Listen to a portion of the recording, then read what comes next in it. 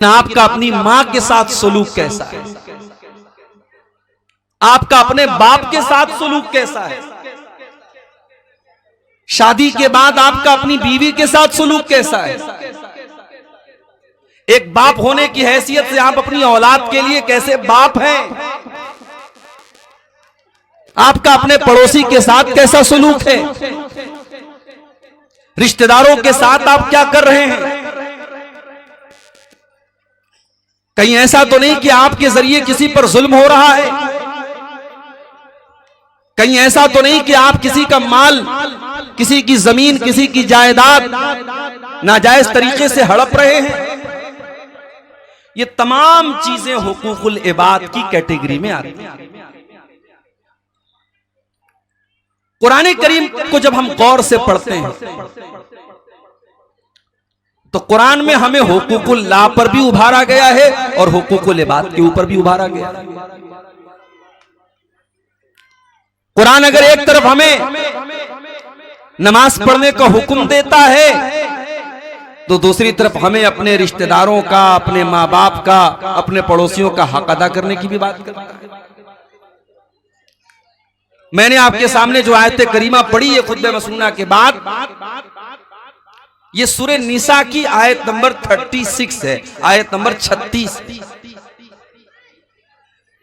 इस आयत में अल्लाह ताला ने 10 हुकूक बयान किए और आपको जान करके हैरत होगी कि 10 हुकूक में सिर्फ एक हक अल्लाह ने अपना बयान किया और 9 हक बंदों का बयान। वाबुदुल्लाह वला तुशरिकू बिही शैया, अल्लाह की इबादत करो, अल्लाह के साथ किसी को शरीक न करो। वबिल वालिदैन इहसाना, और अपने माँ बाप के साथ अच्छा सलूक करो। वबिजिल कुर्बा, अपने रिश्तेदारों के साथ अच्छा सलूक करो। वल यतामा, और यतीमों के साथ अच्छा सलूक करो। वल मसाकीन, और गरीबों के साथ अच्छा सलूक करो। वल जारी जिल कुर्बा, उस पड़ोसी के साथ अच्छा सलूक करो जो तुम्हारा करीब का पड़ोसी है। वल जारिल जुनुबी, और उस पड़ोसी के साथ भी अच्छा सलूक करो जो दूर का पड़ोसी है। वस्साहिबि बिल जंबी, और जब सफर कर रहे हो तो अपने सफर के साथी के साथ, अपने हम सफर के साथ भी तुम अच्छा सलूक करो। वब्नि सबील, और मुसाफिरों के साथ भी तुम अच्छा सलूक करो। वमा मलकत ईमानुकुम, और अपने गुलामों के साथ, अपनी लौंडियों के साथ, अपने नौकर चाकरों के साथ तुम अच्छा सलूक करो। इन्नल्लाह ला युहिब्बु मन कान मुख्तालन फकूरा, अल्लाह ताला किसी घमंडी को, किसी गुरूर करने वाले को, किसी अहंकार करने वाले को पसंद नहीं करता। 10 बातें अल्लाह ने बयान, 10 बातों में 9 बातों का ताल्लुक हुकूकुल इबाद से, और पहली बात का ताल्लुक अल्लाह के हक से। इससे आप अंदाजा लगाइए कि इस्लाम में हुकूकुल इबाद की कितनी अहमियत है। हुकूकुल इबाद का मामला इतना खतरनाक है मेरे भाइयों,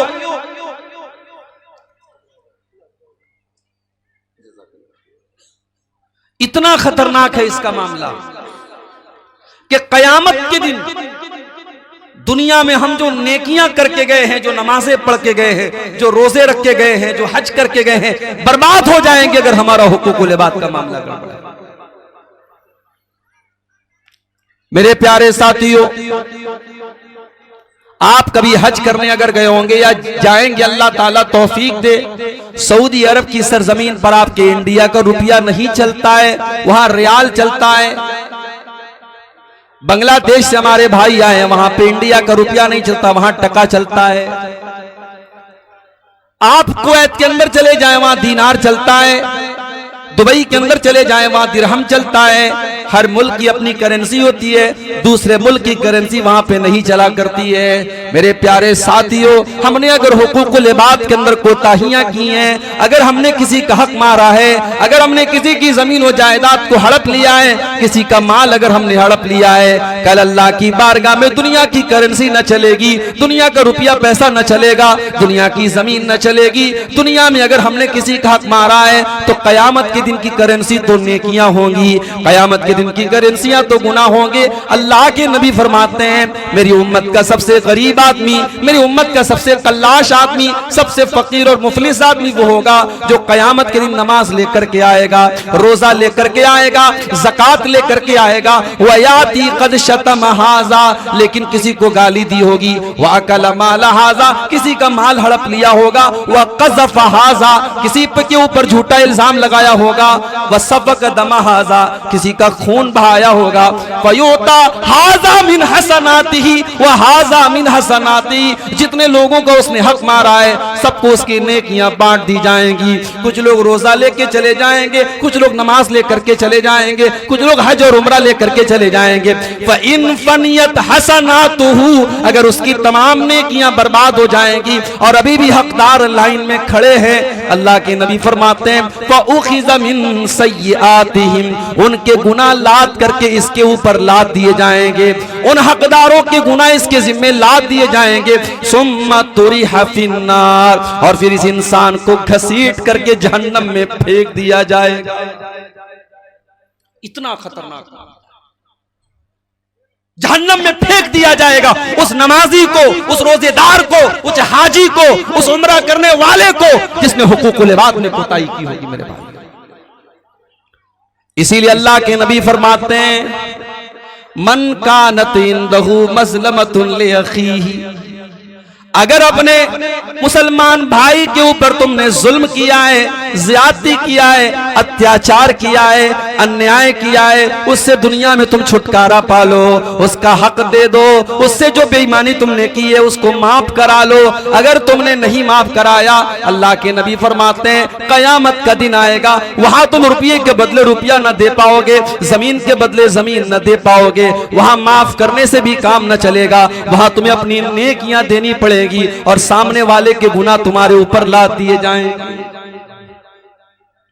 अम्मा आयशा फरमाती है एक मर्तबा अल्लाह के नबी सहाबा के साथ बैठे, एक सहाबी आए,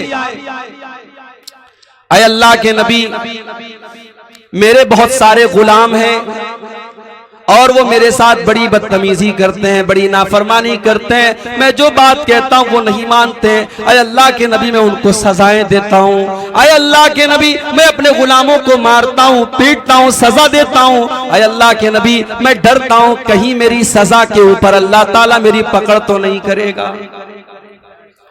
अल्लाह के नबी फरमाते हैं मेरे साहबी, तुम्हारे गुलामों ने जितनी तुम्हारी नाफरमानी की है और तुमने जितनी सजा दी है, दोनों को अल्लाह ताला क्या नापा जाएगा, दोनों को तौला जाएगा। अगर उनकी नाफरमानी तुम्हारे गुनाह तुम्हारी सजा से ज्यादा होगी तो अल्लाह ताला तुम्हें उसके बदले में कुछ नेकियां दे देगा, अल्लाह ताला क्या तुम्हारा फायदा हो जाएगा। लेकिन उनकी नाफरमानी के मुकाबले में अगर तुम्हारी सजा ज्यादा हो जाएगी, ऐ मेरे साहबी उनकी नेकियां तुम्हारे अकाउंट में तुम्हारी नेकियां उनके अकाउंट में डाल दी जाएंगी, तुम्हारी नेकियां उनको दे दी जाएंगी अगर तुम्हारी सजा ज्यादा हो जाएगी तो। सहाबी इतना सुनने के बाद एक कोने में जाकर के रोने लगते हैं, अय अल्लाह के नबी मैंने तो कभी ये सोच करके सजा न दी कि मेरी सजाओं को तौला जाएगा, मेरी सजाओं को नापा जाएगा। न जाने कितनी बार ऐसा मौका आया होगा, मैंने अपने गुलामों को कितना मारा है, कितनी सजाएं दी हैं। अय अल्लाह के नबी ये तो बड़े घाटे का सौदा मैंने कर दिया, न जाने मेरी कितनी नेकियां बर्बाद हो जाएंगी। सहाबी रोने लगे, चीखने लगे, चिल्लाने लगे। अल्लाह के नबी फरमाते हैं, ऐ मेरे सहाबी क्या तूने कुरान की आयत नहीं पढ़ी है, व नज़उल मवाज़ीनल क़िस्त लियौमिल क़ियामा, व नज़उल मवाज़ीनल क़िस्त लियौमिल क़ियामा, हम क़यामत के दिन इंसाफ का तराजू रखेंगे। अल्लाह ताला क़यामत के दिन इंसाफ का तराजू रखेगा। फ़इन काना मिस्क़ाल हब्बतिन मिन खरदलिन अतैना बिहा व कफ़ा बिना हासिबीन।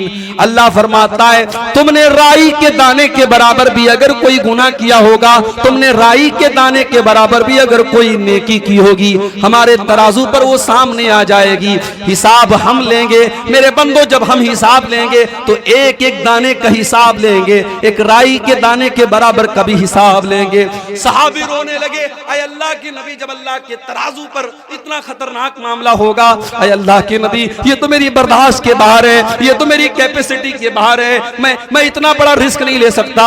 इन्नी उशहिदु का अन्नहुम कुल्लुहुम अहरार, अय अल्लाह के नबी मैं आपको गवाह बना के कहता हूं, मैंने अपने सारे गुलामों को आज से आजाद कर दिया, मैंने उनको जो भी सजाएं दी थी सब माफ कर दिया, जो भी उन्होंने गलती की थी सब माफ कर दिया, और मैं आपको गवाह बना के कहता हूं मैंने सबको आजाद कर दिया। यह है हुकूकुल इबाद का मामला।